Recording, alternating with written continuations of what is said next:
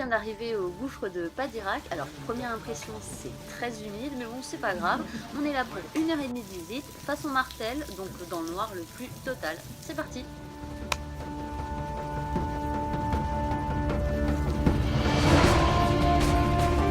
Voilà au fond du gouffre de Padirac.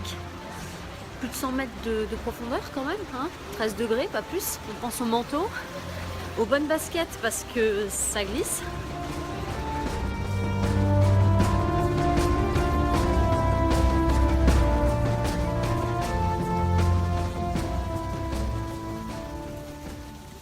Nous partons sur les traces d'Édouard Alfred Martel, le premier découvreur de cette magnifique rivière souterraine.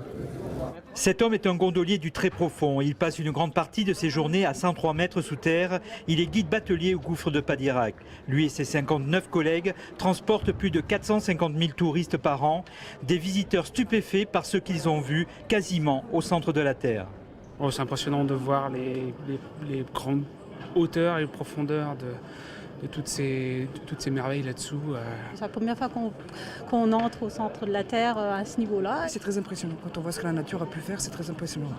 Dans ce gouffre, tout est gigantesque. Les stalactites mesurent jusqu'à 75 mètres. La grande salle, dite du Grand Dôme, se transforme en une cathédrale de 94 mètres de hauteur.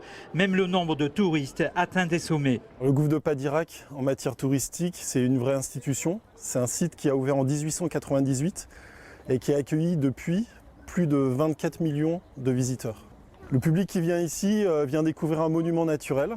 Alors il vient être subjugué par le gouffre en lui-même, 75 mètres de profondeur. À la sortie des entrailles de la Terre, chacun de nous est devenu un explorateur, du moins dans l'imaginaire. À l'arrivée en surface, on prend vite conscience qu'une cavité naturelle séduit comme jamais le touriste du XXIe siècle.